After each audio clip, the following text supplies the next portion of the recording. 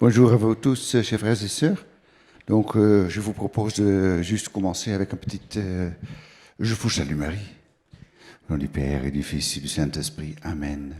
Je vous salue Marie, pleine de grâce, le Seigneur est avec vous. Vous êtes bénie entre toutes les femmes et Jésus, le fruit de vos entrailles, est béni. Sainte Marie, Mère de Dieu, priez pour nous, pauvres pécheurs, maintenant et à l'heure de notre mort. Amen. Au nom du Père et du Fils et du Saint-Esprit. Amen. Donc, bienvenue à vous tous. Je suis le Père Diderik, je suis un membre des missionnaires de la Sainte Eucharistique. Ceux qui sont abonnés au brasier eucharistique me voient souvent aux premières pages pour l'édito. On va changer ma photo parce que j'ai vieilli quand même un petit peu. Hein. Il faut être honnête. Hein. Je suis hollandais d'origine, donc vous avez entendu déjà le petit accent. Ça ne se cache pas et ça ne s'améliore pas non plus trop. Tu trouves? Je dis accent, ça peut ça. Alors, on se comprend. Hein. Donc, question brûlante. Je voudrais bien laisser la parole à vous, bien sûr, hein, parce que vous êtes venus, donc sans doute il y a des questions brûlantes. Je peux vous dire déjà une question brûlante que nous entendons et recevons avec joie et aussi avec un certain clin d'œil, toujours, chaque fois quand nous faisons nos missions eucharistiques. Mon Père, 1 heure devant le Saint-Sacrement. Quoi faire? Quoi faire? C'est une question que nous nous posons tous peut-être. Hein. Nous sommes tous occidentaux. Hein. Des gens de l'Occident, nous avons nos agendas. 9h, 9h05, 9h10, 9h15, activités planifiées. Et notre cerveau est fait comme ça. Je me mets devant le Saint-Sacrement et mon cerveau continue à faire comme ça. Mon cerveau n'est pas un petit téléphone on-off. Hein? Donc il y a quelque chose dans notre nature humaine qui fait que notre adoration n'est pas toujours facile. Hein? Quand on parle amour, adoration, on parle peut-être tout de suite, nous, avec notre vocabulaire dans notre tête, entendant le mot amour, peut-être ça provoque tout de suite des sentiments, des beaux sentiments romantiques, hein, mielleux peut-être même un petit peu. Et si vous avez de temps en temps de très beaux sentiments devant le Saint-Sacrement mielleux, romantiques, je vous félicite. Hein? Mais ce n'est pas nécessairement la mesure de la vérité. Hein? La vérité, c'est que Jésus est là. Il veut que vous soyez là aussi. Et pour nous, être là, c'est un grand défi. Être là. Hein? Donc, petite introduction. Je donne le micro à quelqu'un qui souhaite me poser ou nous poser une question.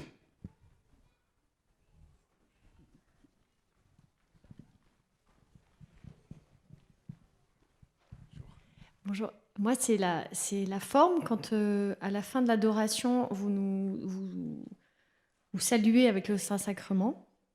Je ne sais pas ce qu'on est censé nous faire. Et puis là, les prières qu'on dit en latin, je ne sais pas à quoi ça correspond. Donc, c'est vrai, quel est votre nom? Hélène me pose la question par rapport au déroulement en pratique d'une heure ou d'une journée ou d'une session d'adoration. Et souvent, pas toujours, hein, c'est pas obligé par la liturgie de l'Église catholique, mais très souvent, on termine notre heure d'adoration avec tout d'abord un chant en latin.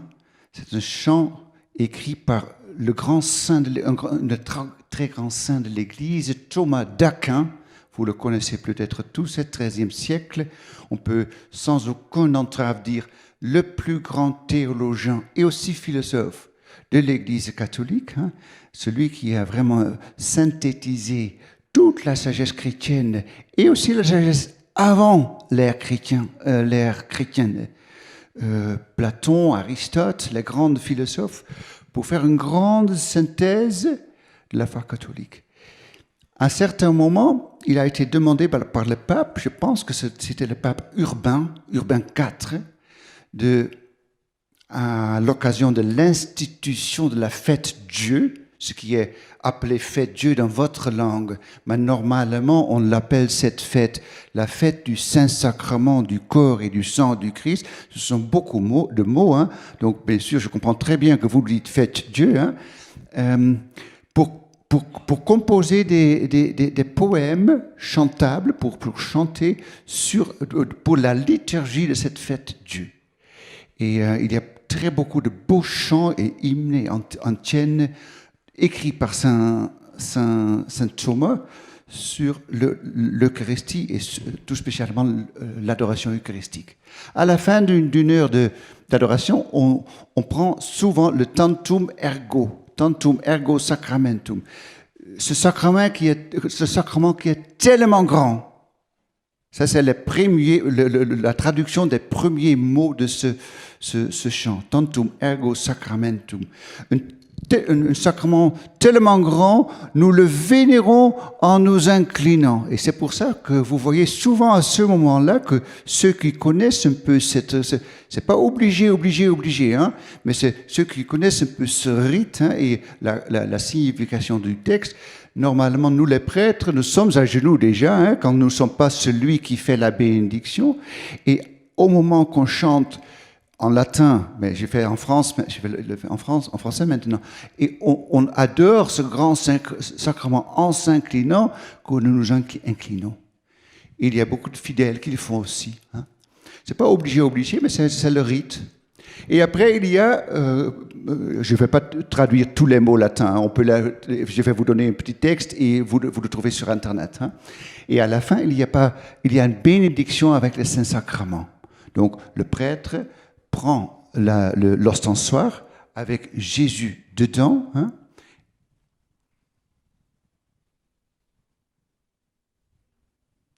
C'est une bénédiction. Ce n'est pas un salut, c'est une bénédiction. Il ne parle pas. J'ai enlevé mon micro, comme si le micro était l'ostensoir, parce que c'est Jésus qui parle, sans mots. C'est Jésus qui vous bénit. Ce n'est pas le prêtre qui vous bénit, c'est Jésus qui vous bénit, hein, qui vous marque du signe de la croix. Le signe de la croix qui est le signe de notre foi, hein, notre espérance, source d'amour. C'était ça votre question ? Très pratique par rapport au déroulement. Donc, il y a beaucoup d'autres formes. Hein, mais ça, c'est mondial. Partout dans le monde, on connaît il y a plusieurs mélodies, bien sûr, on connaît le Tantum Ergo. Hein. Autre question. Vous dites votre nom, d'accord ? Vous dites votre nom. Alors, Françoise, quand on n'a pas de prêtre présent à l'adoration, est-ce qu'on fait une bénédiction aussi ? Donc, l'adoration est possible sans prêtre. Le prêtre peut désigner quelqu'un avec un petit rite pour dire qu'un laïc, donc un fidèle, pour exposer le Seigneur dans l'ostensoir, hein, exposer, mais aussi pour déposer le Seigneur, pour le remettre dans le tabernacle. Ça, le prêtre peut donner cette tâche quand il y a un manque de prêtre, par exemple, à un laïc avec un petit rite, une petite bénédiction, etc. Faire la bénédiction, comme j'ai montré tout à l'heure à vous tous et en réponse à la question de Hélène, ça c'est réservé aux diacres ou aux prêtres. D'accord ? Ok. Non, moi je voulais simplement dire qu'il y a quand même une différence entre l'adoration que nous faisons en groupe et aller à l'adoration pour une heure individuelle. Et là, Père Jérôme nous en a parlé ce matin, on n'a pas besoin, il n'y a pas de « il faut pas ». Non, ça c'est quand même, merci beaucoup Michel pour ce que tu dis là, parce que c'est très important. Hein. Il y a souvent des gens qui souffrent un peu d'une question, qui ne savent pas quoi faire. Hein. Donc, le principe de l'adoration, c'est une rencontre d'amour. Jésus vous aime. Et votre présence, c'est tout qui compte. Être là. Et ça, c'est déjà un défi parce que nos pensées partent dans tous les sens. Il y a les problèmes de la vie qui entrent dans mon cerveau et les courses et le repas du midi, etc. Ben ça, c'est normal. Ne laissez-vous pas trop troubler par ça. On a tous ce petit problème qu'il y a énormément de distractions dans nos prières. Ne laissez-vous pas décourager pour ça. Soyez juste présents autant que possible. Hein, présent ou présente autant que possible. C'est ça.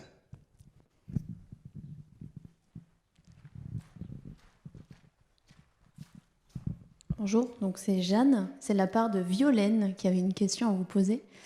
Il y a le tabernacle avec la présence de Jésus et il y a l'adoration. Et c'est pas la même chose, même si c'est le même Jésus. Est-ce que vous pouvez nous dire un petit peu plus dessus? Oui, merci pour cette question. C'est une question importante. Et là, je vais vous inviter de réfléchir un petit peu avec moi, parce que je pense que c'est primordial qu'on comprenne ça. Merci pour cette question. Donc, il n'y a qu'un seul Christ. Hein? Il n'y en a pas deux. Donc, le Christ qui est dans l'ostensoir, hein, c'est le même Christ qui est dans le tabernacle. Et le Christ qui est dans le tabernacle, c'est le même Christ qui prêche aux rives du lac de Tibériade. Hein? Il n'y a qu'un seul Christ. Ça, c'est la première chose à comprendre. L'adoration eucharistique, tout spécialement. Il y a une habitude, une très belle habitude, qui est très importante aussi dans l'Église catholique, des fidèles, de rendre visite au Seigneur, présent dans ce seul Christ, hein, ce Christ unique, hein, pour prendre quelques minutes auprès du tabernacle, par exemple, pour saluer le Seigneur. Hein. C'est une démarche personnelle entre vous et le Seigneur. J'ai fait mes courses, et voilà, il y a une église catholique que je passe, et sans doute le tabernacle sera là, la petite lumière rouge me montre que le Seigneur est vraiment là. Donc j'entre, bonjour Jésus, comment vas-tu? Hein? Juste votre petite rencontre personnelle, très, très, très appréciée par Jésus et par vous-même aussi, je pense. Hein? Donc ça, grande valeur pour ça. Il y a toute une autre chose. Et on ne va pas faire une opposition entre les deux, parce qu'il n'y a qu'un seul Christ. Hein? Mais il y a toute une autre chose. C'est cette démarche de l'exposition solennelle. Solennelle. Le maître des maîtres, le Dieu des dieux, le roi des rois, il se rend présent dans toute sa vulnérabilité. Il se montre totalement nu, entre guillemets. Hein? Nous pourrions, si nous voulions, faire n'importe quoi. Hein? Donc, il se rend présent, l'époux vient à la rencontre de son épouse. Nous sommes tous épouses du Christ. L'Église est l'épouse du Christ. C'est une démarche solennelle qui dépasse, d'une certaine façon, cette salutation du Saint-Sacrement toute personnelle. Parce que dans nos démarches exposition solennelle, nous savons tous qu'on ne peut pas laisser le Seigneur seul. Hein? On ne peut pas.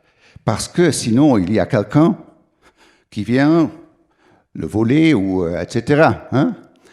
On ne peut pas laisser le Seigneur seul. Le Seigneur se fait totalement dépendant de nous dans cette exposition solennelle. C'est pour ça qu'il faut que toujours il y ait quelqu'un qui soit présent, qui est le gardien individuel, personnellement, du Saint-Sacrement, du Seigneur. Et ça veut dire qu'on a besoin de ses frères et sœurs. Parce que si je suis le gardien de 10 à 11, et celui ou celle qui est le gardien de 11 à 12 ne vient pas, je ne suis pas content. Parce que j'ai mon agenda, etc. Hein? Donc, ça crée sa responsabilité en groupe. Ça fait église. Ça fait équipe. On est équipe. Celui qui vient avant moi, et celui qui vient après moi, nous sommes liés. Ça fait église. L'époux vient à la rencontre de son église, l'épouse. C'est toute une autre démarche. C'est pas une estimation de valeur, c'est pas que la visite personnelle, individuelle au Saint-Sacrement, hein, c'est très, très, très apprécié, mais ici, il s'agit d'une autre dimension, une dimension ecclésiale, une dimension de l'Église. Hein. C'est pour ça que c'est toujours dans nos missions en tant que missionnaires à la Sainte Eucharistie, une mission paroissiale, pour créer une unité paroissiale, une équipe paroissiale qui se relaie, qui font confiance l'un à l'autre, hein, et qui aussi rendent disponible ce Seigneur, exposé solennellement, pour les petites visites des autres. Hein. Il peut y avoir dans la chapelle d'adoration, pendant mon heure, mon créneau, des autres qui viennent pour 5 minutes, avec leur course, ou pour 10 minutes. On rend disponible. Ou avec des petits-enfants, hein, juste pour saluer le Seigneur. Merci. Yeah. Les grâces sont les mêmes. Bien sûr, c'est Jésus qui décide. Hein? Donc ça, je ne peux pas vous garantir. Normalement, la source de grâce est la même. Ça, il faut le dire. Hein? La source de grâce, c'est Jésus, c'est le Christ. Hein?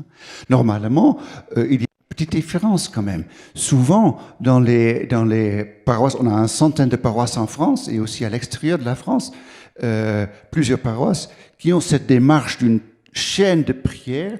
Normalement, les grâces sont majoritairement, hein, il ne faut pas exagérer, hein, il faut pas, c'est pas une loi en béton, mais normalement, majoritairement, les grâces sont communautaires. Par exemple, il y a tout d'un coup beaucoup plus de jeunes familles qui viennent, hein, à une telle paroisse, où il y a un approfondissement paroissial de la foi. On peut sentir ça. Hein, nous, les prêtres, peuvent très bien sentir ça dans les confessions, par exemple. Là, on se rend compte qu'il y a un changement et un approfondissement de la foi. Mais normalement, c'est plutôt communautaire, aussi individuel, bien sûr. Hein. Autre question.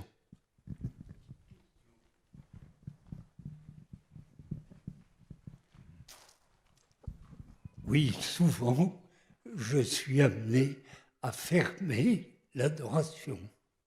Bon, parce que le prêtre n'est pas là, ou je ne sais pas quoi, etc. Bon, ça se fait normalement.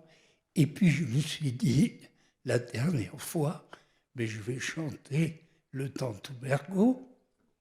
Est-ce que j'ai le droit? Ok, ben, merci. Donc, ce n'est pas un privilège des ordonnés, prêtres ou diacres, de chanter ou d'entonner même le Tantum Ergo, hein, aussi en tant que fidèles autour du Saint-Sacrement. Par exemple, il y a pas mal de groupes de prière qui se retrouvent face au Saint-Sacrement et qui chantent pendant ce moment d'adoration, de prière en groupe, le Tantum Ergo. Hein. C'est juste le geste de la bénédiction qui est réservé aux prêtres et diacres. Comme les bénédictions normales, hein, à la fin de la messe, il y a le prêtre normalement qui bénit. Et le diacre pourrait le faire aussi. Alors.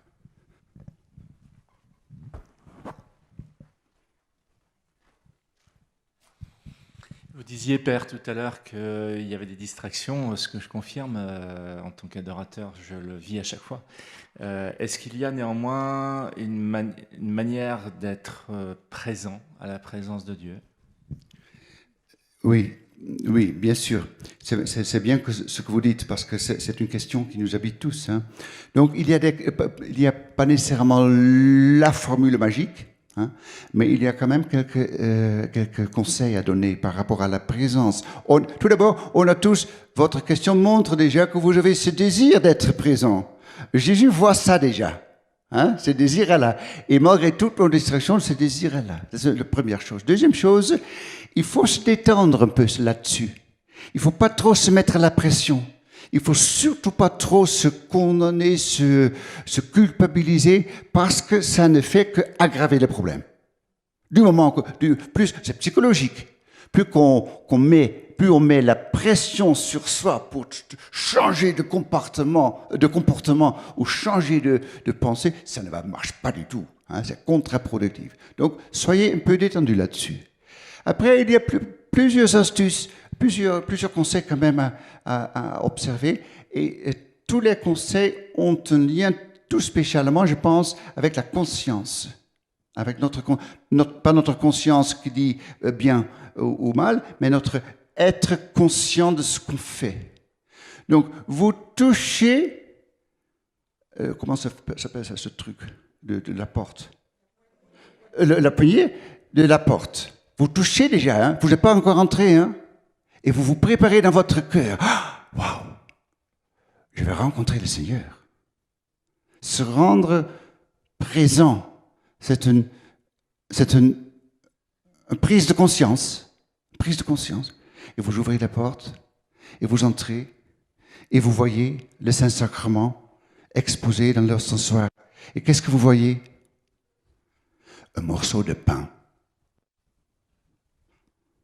Donc, qu'est-ce qu'il faut? Il faut un acte de foi. Et ça aide énormément de dire, Jésus, je crois que tu es vraiment là. Ça aide énormément. Ça ouvre une porte de votre intérieur, une porte de votre cœur, mais aussi une porte de votre intelligence. Nos intelligences à nous tous sont taquinées par le fait que c'est quand même une fois pas facile, hein, de voir un morceau de pain et de savoir que c'est le Seigneur des Seigneurs, le Roi des Rois, la deuxième personne de la Trinité. Posez consciemment cet acte de foi. Et idéalement, si ça vous va corporellement et physiquement, faites ça avec quelque chose de corporel, afin que ça ne soit pas que intellectuel. On est corps et âme. On est esprit et corps. Donc, inclinez-vous, agenouillez-vous, comme vous voulez. Hein? Donc, un acte de foi conscient avec quelque chose de votre corps, s'il vous plaît. Hein? Et après, il y a bien sûr tout le déroulement de cette heure. Si vous souffrez beaucoup de distractions, ce qui pourrait aider, hein, c'est si ça vous va. Hein? Là, vous êtes totalement libre de choisir votre propre méthode. Ce qui aide pas mal de personnes, c'est de commencer par un chapelet. Par un chapelet. Hein. C'est l'exemple de Mère Teresa, Sainte Mère de Teresa, qui était hyper occupée dans sa vie et qui avait du mal, bien sûr, à faire le clic entre ce travail et cette heure d'adoration. Elle priait un chapelet. Vous pouvez lire un petit texte de la Bible, un petit texte de l'Évangile, préférablement. Pas tout un Évangile, hein. Et pas tout. Ouais, vous êtes libre, mais je ne vous conseille pas. Pas tout une chapitre, 2 ou 3 phrases. Et après, vous laissez bouger cette phrase un peu dans votre intérieur, votre bouche. Vous ruminez un petit peu comme la vache là, les mots. Hein. Si je peux me permettre un tout petit conseil, le Père Racine a écrit un bouquin formidable qui s'appelle « Adorer sans se lasser ». Et moi, je sais que ça fait un déclic à 3 niveaux. La première chose, quand je vais à l'adoration, à mon créneau, je me dis que j'ai rendez-vous. Et quand j'ai rendez-vous, imaginez un rendez-vous avec un toubib, un rendez-vous avec sa meilleure amie, un rendez-vous, on y va. Donc on se sent absolument motivé, on se prépare à ce rendez-vous, et c'est ce que tu disais, quand on ouvre la porte, ben ça y est, on y est. Donc ça, c'est très bien expliqué dans ce bouquin, dans un langage complètement différent, beaucoup plus liturgique. Moi, je suis très terre à terre. Et puis la deuxième chose, c'est de se dire, trouver les réponses au pourquoi qu'on se pose tout le temps. Pourquoi est-ce qu'on ne peut pas laisser le Seigneur tout seul? Est-ce que lorsque vous avez rendez-vous, vous rentrez et puis vous ressortez tout de suite en disant désolé, en fait, j'ai pas envie du tout d'être à ce rendez-vous. Voilà. Ou quand vous recevez un ami chez vous, vous ne le laissez pas tout seul dans une pièce. Enfin, je veux dire, ces petites réponses, on arrive à les trouver quand on chemine. Et puis, tu sais, Bruno, quand on ne peut pas chanter, quand on est seul, on peut. Mais quand on est avec 2-3 personnes qui sont venues, son sac de provisions à côté, une dame qui arrive avec une petite fille ou un petit garçon, eh ben on se dit, on se tait, on est silencieux, on laisse le Seigneur s'adresser à chaque personne individuellement et on n'essaie pas d'accaparer à soi tout seul sa présence. Merci beaucoup, Michel, pour ce que tu dis. Hein. Donc, oui. Le Seigneur n'est pas à moi.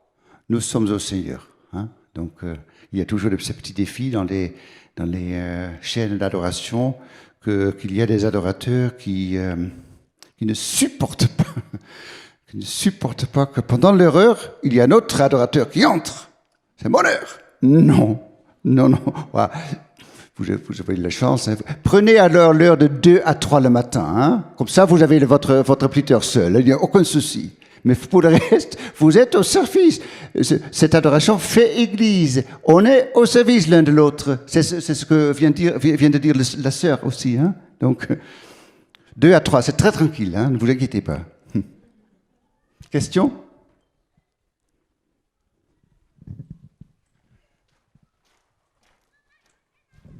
Alors, je m'appelle Armando. On parle d'adoration eucharistique et j'aurais voulu savoir si il existait une adoration du précieux sang comme il existe pour le corps du Christ.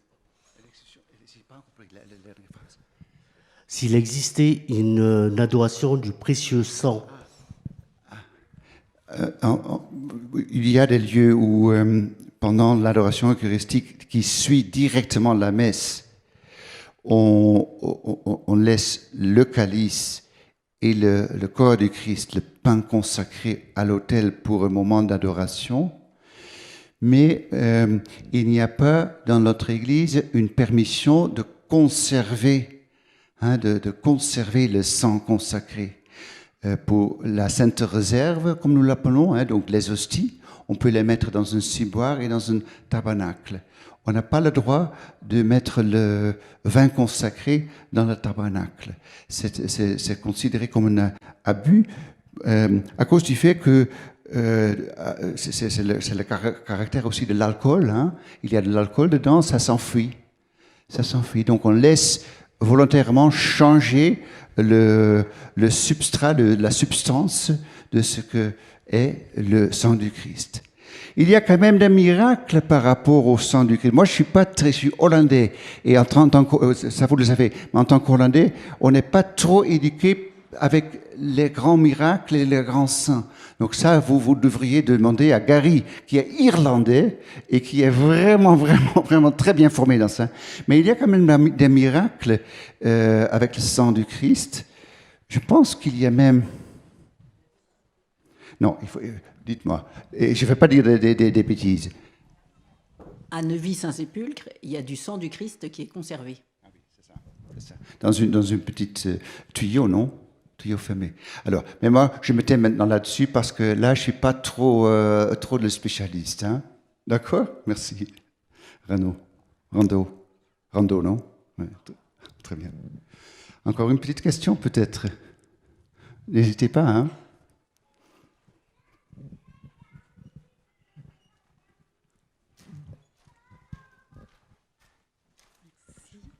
Je m'appelle Anne-Marie. J'aurais voulu savoir quelle différence il y a entre l'oraison et l'adoration. Je vous remercie tous, et tout spécialement vous maintenant, de vos questions qui m'aident à vous donner des informations et qui sont fondamentales par rapport à cette entreprise de l'adoration eucharistique. Merci beaucoup, madame. Donc, la question, c'était quelle est la différence entre l'oraison et l'adoration. Tout d'abord, une petite blague. Il y a ceux qui pratiquent l'oraison, tout spécialement, bien sûr, les carmes. Hein, c'est leur charisme.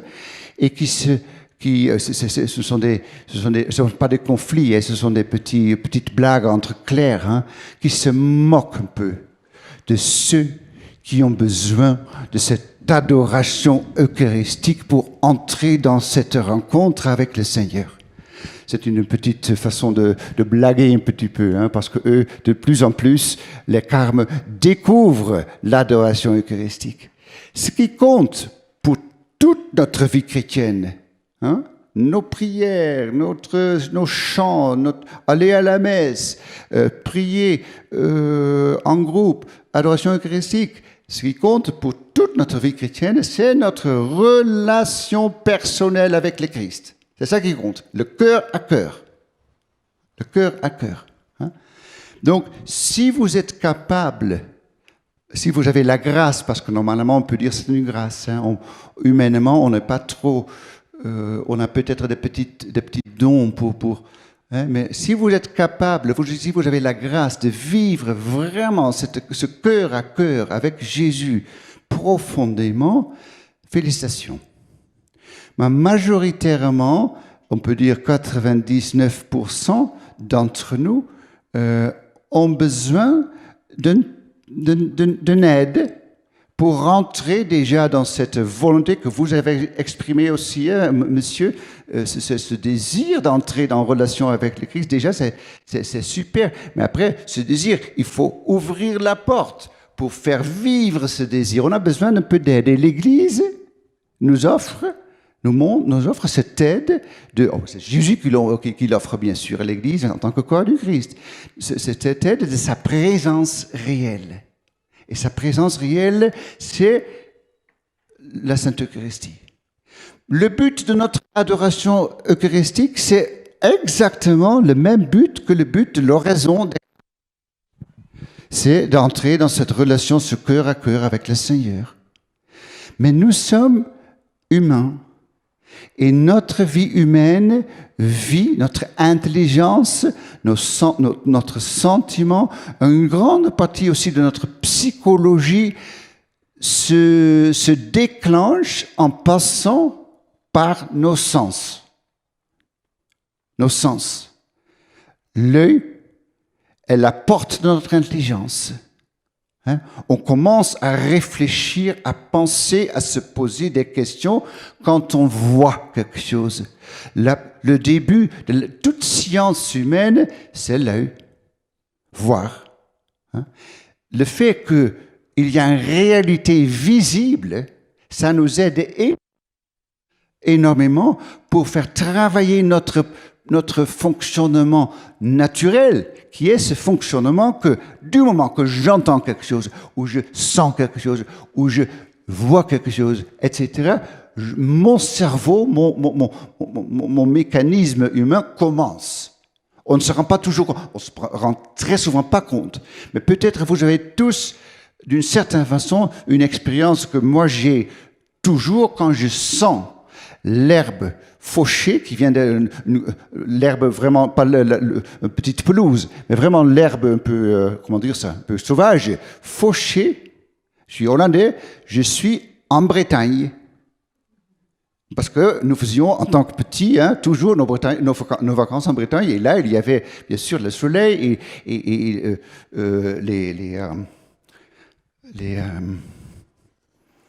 les herbes qui venaient d'être fauchées. Donc là, on voit, c'est un petit exemple que vous reconnaissez tous, hein, un petit exemple qui dit qu'il y a un lien immédiat entre nos sens, notre cerveau et nos sentiments. Et souvent même entre nos sens et notre corps. On a souvent, quand on entend quelque chose, que cela me donne la chair de poule. Hein? Donc c'est physique, c'est le corps. Et ça commence par entendre. Donc Jésus, pleinement homme, respecte entièrement notre nature humaine, qui est, comme je viens d'expliquer. Et c'est pour ça qu'il se rend visiblement, mais aussi tangiblement.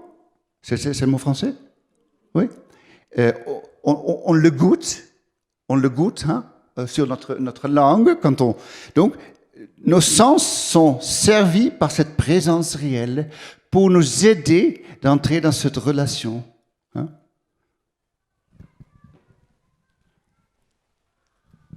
Est-ce qu'on pourrait dire que la différence entre l'oraison et l'adoration, Ce serait la différence entre téléphoner à quelqu'un et rendre visite à quelqu'un. Je comprends votre comparaison, c'est une belle comparaison. Je ne dis pas tout court, oui, parce que il n'y a pas une... il ne faut pas qu'il y ait une estimation de valeur qui entre, une valorisation. Hein, donc tous les deux ont pleinement leur valeur.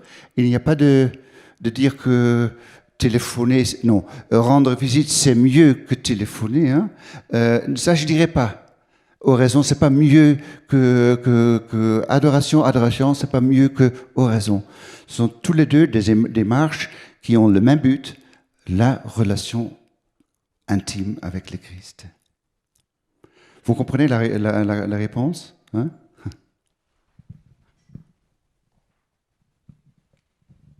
Bonjour, je m'appelle Karine et je voudrais savoir est-ce que, par exemple, il serait possible d'utiliser notre imagination devant le Seigneur, par exemple en superposant l'image de l'icône de la Divine Miséricorde ou d'une icône au pain eucharistique pour le rendre plus présent et avoir Oui, c'est beau votre question. Oui, c'est absolument entre guillemets permis. Hein. Il faut faire gaffe, il faut faire attention que ça ne devienne pas quelque chose qui distrait. Hein, parce que c'est ça souvent le problème. Hein, c'est aussi pourquoi nous conseillons quand même vraiment l'adoration silencieuse. Même si l'adoration avec de la musique et animée avec un peu de louange, c'est super, hein, il n'y a rien contre ça. Mais ça peut prendre le dessus. Hein. C'est aussi avec des belles images. Hein. C'est super de mettre à côté, par exemple, cette image de la Divine Miséricorde. Hein. Il n'y a rien contre ça, mais il faut faire attention que ça ne distrait pas. Hein, que ça ne devienne pas une distraction du véritable Christ qui est vraiment présent.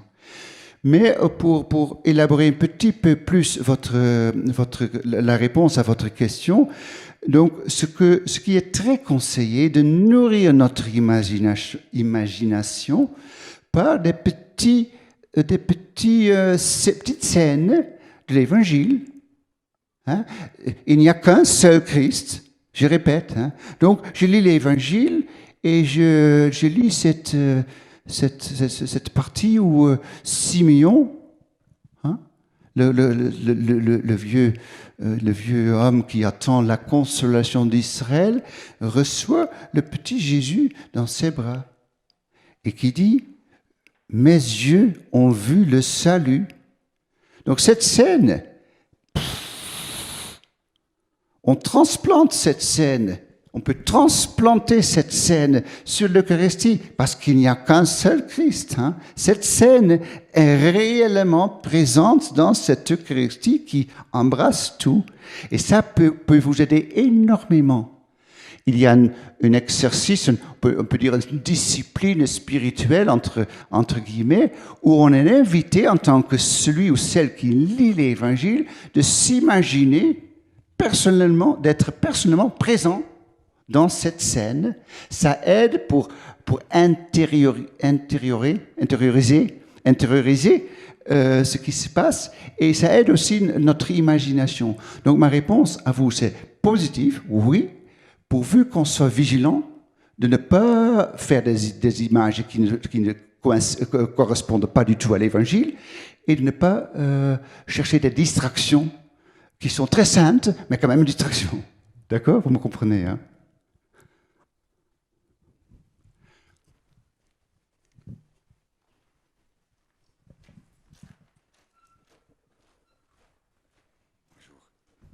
Bonjour, alors moi c'est Hélène. J'avais une question par rapport au fait qu'il y a des gens qui ont des custodes à la fin de la messe qui emmènent Jésus dans une custode. Et du coup, souvent, les gens ils le mettent dans le sac à main. Et je me dis, quand on voit autant de précautions pour enlever le Saint-Sacrement de l'ostensoir, du coup, ça m'interpelle. Je ne sais pas quoi penser. Je ne l'ai pas fait moi-même, mais on voit... Alors, c'est vrai qu'ils ont la mission d'emporter Jésus pour le malade. Mais je ne sais pas, ça me posait question. Merci pour cette question. Hein. C'est déjà très bien que ça vous pose une question, hein, parce que ça nous pose tous une question. Hein. Tout d'abord, je vais vous donner un exemple totalement extrême.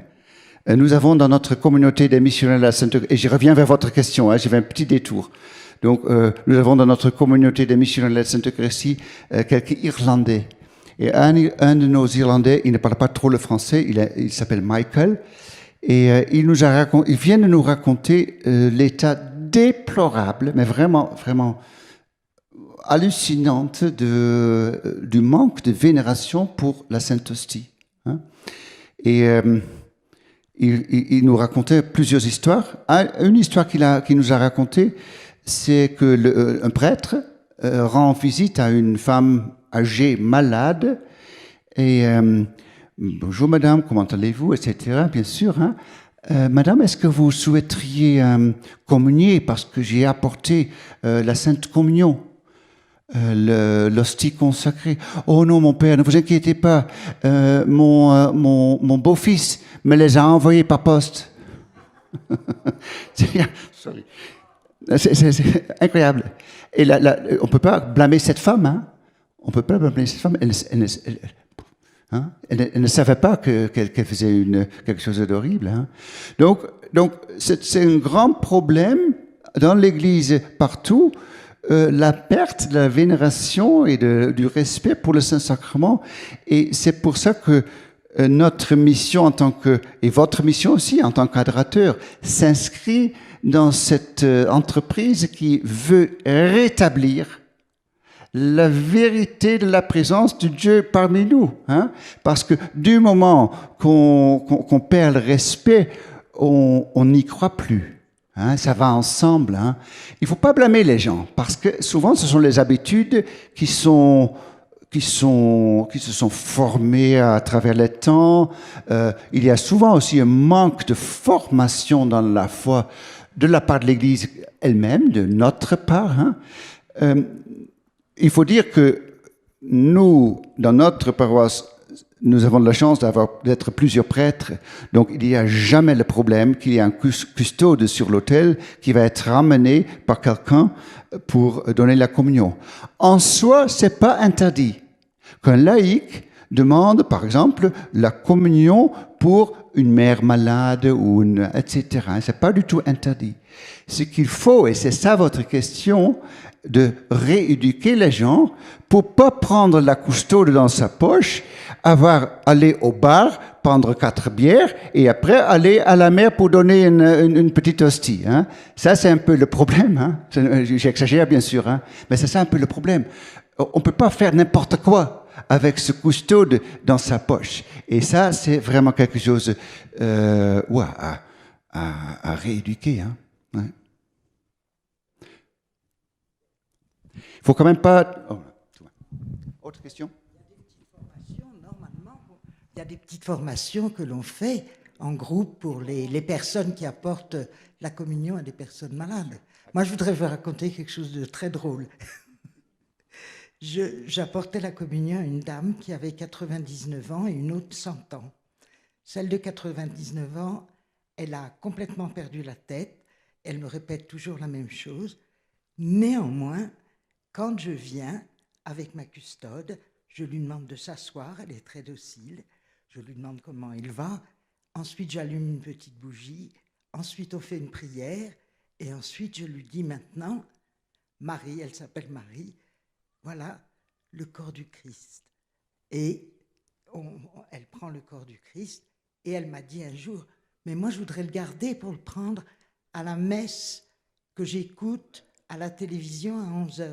Ben, conclusion, j'ai changé mon jour et je lui apporte juste avant la messe, le dimanche matin, mais j'ai pris l'Eucharistie le dimanche soir à la messe. Il n'y a pas d'autre solution. Je crois qu'il faut, c'est surtout l'intention, c'est la manière dont on le fait qui compte. Ouais.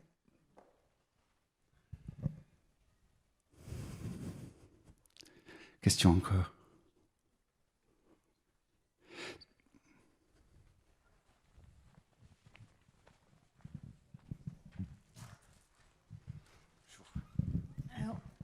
depuis le confinement, on voit de plus en plus adoration télé, YouTube. Qu'en pensez? Nous sommes contre. C'est ça la réponse facile. Hein. Donc, c'est une question très fondamentale. Hein. Il y a pas mal de très beaux sites, vraiment très bien faits, hein, avec une caméra qui est fixée sur l'ostensoir pour pouvoir faire l'adoration en ligne, l'adoration virtuelle. Hein. C'est toute une théologie derrière. Il y a toute une théologie derrière, hein. Une théologie, une pensée, une logique sur la présence de Dieu. Majoritairement, c'est une discussion dans l'Église, il faut dire. C'est pas encore décidé. Majoritairement, les théologiens de l'Église, et c'est aussi notre conviction en tant que missionnaire de la Sainte Eucharistie, c'est que cette tangibilité de la présence réelle, c'est voulu par Dieu. Ça veut dire que la grâce, parce que ce qui compte, bien sûr, en fin de compte, dans cette rencontre entre moi et le Seigneur, c'est que la grâce puisse passer. Hein, la source de grâce, elle est là. Hein, la grâce veut passer vers nous. Et comme c'est tellement voulu par cette incarnation, hein, Dieu fait homme, qu'il y ait quelque chose de très concret, tangible, physique et palpable, hein, nous sommes convaincus que c'est voulu par le Seigneur que cette adoration se fasse en réalité. En réalité. Présence réelle, la présence réelle du Christ, notre présence réelle, pas notre présence virtuelle. Hein? Nous sommes convaincus que la grâce ne passe pas à travers... Ouais, Dieu pourrait le faire. Hein, c'est ça la liberté de Dieu. Il ne faut pas limiter Dieu. Hein? Mais nous sommes convaincus que la grâce que Jésus eucharistique veut donner, hein, la grâce de Jésus eucharistique, je le dis explicitement, ne passe pas à travers des ondes de la télévision, etc. Hein? Ça ne veut pas dire que vous pourriez pas vous réjouir d'un petit moment devant la télé avec une belle image du Saint-Sacrement, parce que ça peut provoquer quand même un sentiment de vénération pour le Christ. Ça peut ressusciter aussi des mémoires que vous avez vécues devant le Saint-Sacrement, et ça peut nourrir votre relation avec le Christ. Hein. Mais il y a toute une autre chose toute une autre question qui se pose. Est-ce que vraiment, réellement, la grâce passe à travers les ondes télévisées? Non, on dit. Plusieurs. Je reviens vers vous. D'accord?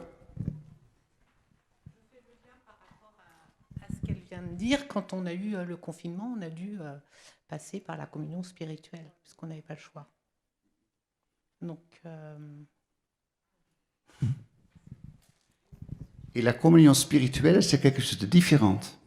Parce que dans la communion spirituelle, il y a la présence réelle du Christ, hein, qui est réellement là dans le Sainte-Eucharistie, qui est réellement là dans la communauté des croyants rassemblés en mon nom, 2 ou 3 rassemblés en mon nom, je suis là, qui est réellement présent dans le ministre. Hein.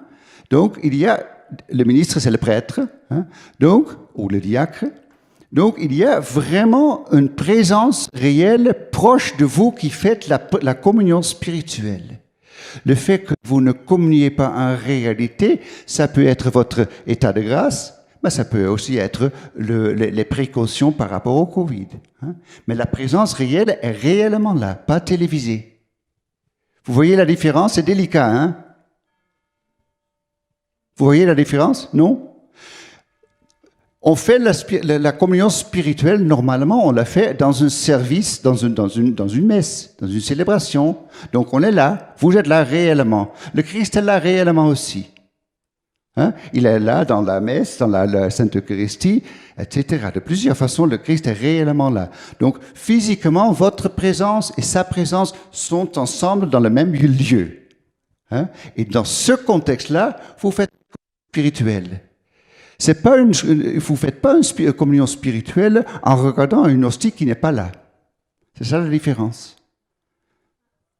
C'est le ouais. C'est une question, mais par exemple, j'invente, je suis bloquée à la montagne un dimanche matin, je loupe ma messe. Je peux normalement faire aussi une communion spirituelle. Vous pouvez faire une communion spirituelle. Il faut dire que faire une communion spirituelle toute seule, c'est un bel exercice de foi, mais normalement, on ne dirait pas que c'est vraiment une communion. C'est un bel exercice de votre âme et de votre désir de foi. C'est très beau, mais on ne dirait pas que vous faites vraiment en communion. Dans le contexte d'une communion spirituelle, on parle au moins de la présence sous une forme ou une autre du Christ. Et ce qui suffit déjà, c'est le fait qu'il y a plusieurs personnes ensemble ou que le prêtre est là. Non, maintenant c'est madame. Maintenant c'est madame. Françoise, quelle est la validité d'une messe comme on a pu la vivre dans le confinement? Une personne me dit au téléphone, une amie, elle me dit « Oh, j'ai pas pu avoir la messe de Monseigneur Ray, bien je vais l'avoir différée. » Alors, j'avais lu sur un site un prêtre qui disait que la messe comme ça en différé n'avait pas de validité. Mais comment elle peut être valide aussi en temps réel? C'est comme... Oui, on a vécu quelque chose dans cette crise du Covid, ça nous travaille toujours. Et donc, il y a pas mal de questions qui sont montées à la surface, qui nous travaillent toujours. Donc, tout d'abord, pour la messe télévisée, c'est la même chose que je viens de dire sur l'adoration eucharistique. Quand même, il y a bien sûr celui qui remplace le Christ sur terre, c'est le pape.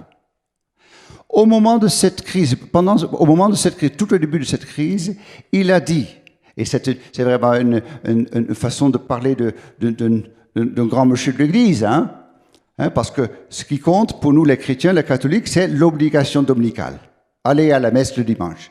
Il a dit, pour cette crise, regarder la messe à la télé suffit pour obéir à cette obligation dominicale. Ça veut dire que cette messe est valide et valable.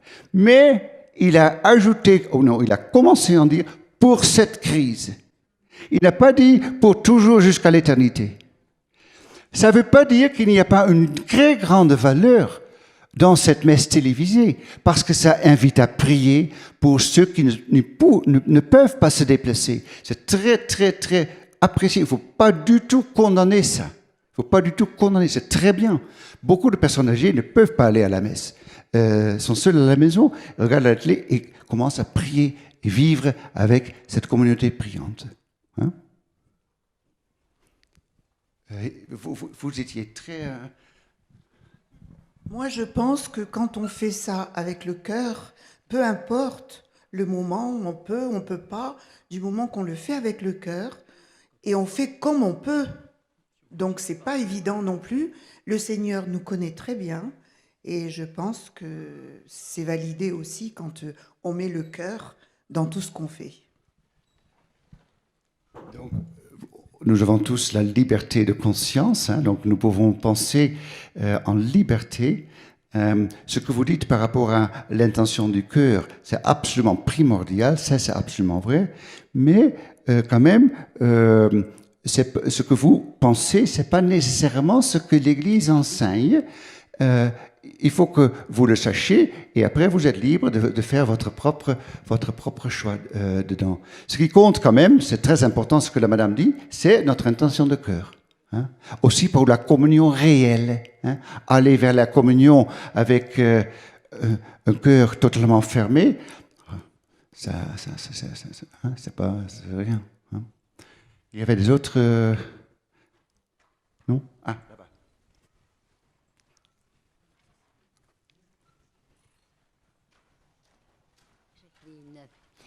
Je me pose souvent la question, Dieu est partout pour moi.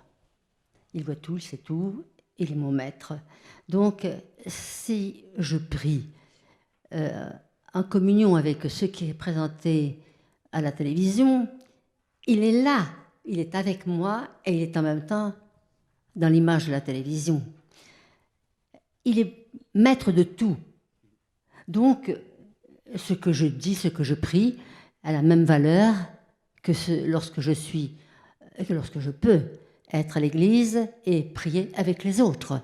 De la même façon que lorsque je porte la communion, comme il était dit tout à l'heure, la personne qui va porter cette communion, le Christ est dans la communion, peu importe celui qui la porte, c'est celui qui va la recevoir qui est important.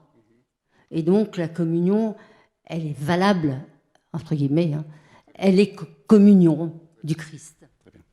Donc ça, cette dernière phrase est très belle, toute votre question est très belle, mais cette dernière phrase, je reprends comme un petit moment, il ne faut pas être trop soucieux, ça c'est vrai, parce que Jésus, lui, il se débrouille. Hein? Il se débrouille, donc vous pouvez faire confiance aussi hein, dans la Sainte Hostie. Je ne voudrais pas trop entrer dans des débats théologiques. Hein. On est tous libres, totalement libres d'avoir ses propres convictions. Je voudrais juste, dans ce cadre de cette discussion, souligner le fait que Jésus a voulu nous rassembler. Ça, on ne peut pas nier. Il a voulu que l'homme vive en communauté. Pourquoi est-ce que nous vivons dans des paroisses? C'est parce que c'est voulu par Jésus de créer des communautés chrétiennes. Les premières semences, il faut dire, je pense, de la chrétienté, c'était des communautés. Toutes les lettres de Saint Paul, ce sont des lettres à des communautés naissantes. Pourquoi j'entre en communauté avec Michel? Parce que on se connaît, on se touche, on se salue, on se frite de temps en temps. Hein? C'est la réalité de la vie humaine. La réalité de la vie humaine est aimée par Jésus. Hein? Et donc, on arrête un peu le débat théologique. Je souligne quand même le fait que Jésus a voulu entrer dans notre réalité. Présence réelle dans notre réalité. Nous le disons souvent avec un peu d'exagération peut-être verbale. Il est entré pour mettre ses deux pieds divins dans notre boue.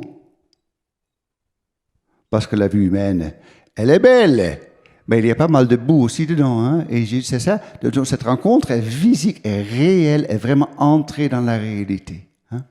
Ok. On a fait 1 heure, hein? Mais il y a encore une question. Je voulais souligner quelque chose là. Alors, des gens vont communier très religieusement, spirituellement et tout. Et on les voit à la sortie de l'église en train de critiquer soit le prêtre, soit ci, soit là. Écoutez, alors ça ne tient pas debout du tout. Hein.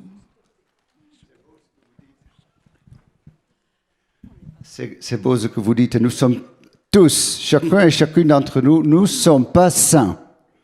Hein? Et ça s'exprime. Donc, sur le parvis, c'est un peu la blague des prêtres. Hein? Les gens, ils râlent. C'est normal, hein? C'est normal. Là, on peut voir que la nature humaine a quand même de quoi sauver. Hein? Il dit, c'est la réalité. Mais n'oubliez pas, Jésus aime. Hein? Il est entré dans cette réalité par amour. Donc, bien sûr, ça serait beau de se corriger entre nous un petit peu. Peut-être pas directement après la messe commencer à râler par rapport à tout le monde, mais ne prenez pas trop lourd. Hein? C'est la réalité humaine qui est là et qui est aimée quand même par Jésus. Hein? Pour sauver, parce que ça, c'est nécessaire quand même. Est-ce qu'on peut penser que quand justement on a reçu la communion, on a reçu une telle grâce, que c'est le diable qui va nous tenter, particulièrement, justement, à la sortie de la messe, c'est un piège que nous tend le démon. Mais oui, absolument. Hein? Donc, du moment que quelqu'un... on ne peut pas être plus intimement lié au Christ qu'après la communion. C'est physique. Le Christ est en moi. Hein? Et donc, le diable n'est pas content. Hein? N'est pas content. On le dit, peut-être vous avez vécu ça aussi dans votre vie spirituelle. Hein? Du moment qu'on vit dans sa vie avec le Christ, la vie de foi, un beau moment, au moment de conversion intérieure profonde qui me montre la vérité de mon chemin, tout de suite après, il y aura des doutes et des questionnements et des critiques et des etc. Hein? On le dit souvent, beaucoup, nous les prêtres, la semaine avant l'ordination est l'horreur. Parce qu'il n'y a que des attaques. Hein? Donc, oui, c'est vrai ce que vous dites. Mais jamais tomber dans son piège, hein, parce qu'il faut que vous désespériez. Hein? C'est aussi avant de venir ici au congrès qu'on en prend plein la figure. Donc, madame dit, c'est pas que avant de l'ordination sacerdotale, c'est aussi avant de venir ici qu'il y a pas mal de combats. Donc, je vous propose, tout d'abord, je vous remercie pour cette belle rencontre. Vous m'avez aidé énormément avec vos questions d'aborder quand même quelques aspects un peu profonds de cette adoration eucharistique. Retenez plutôt qu'il y a l'amour qui se rend présent. C'est ça qui compte. Et tout le reste est secondaire. Notre Père peut-être, hein? Notre Père qui es aux cieux, que ton nom soit sanctifié, que ton règne vienne, que ta volonté soit faite sur la terre comme au ciel. Donne-nous aujourd'hui notre pain de ce jour.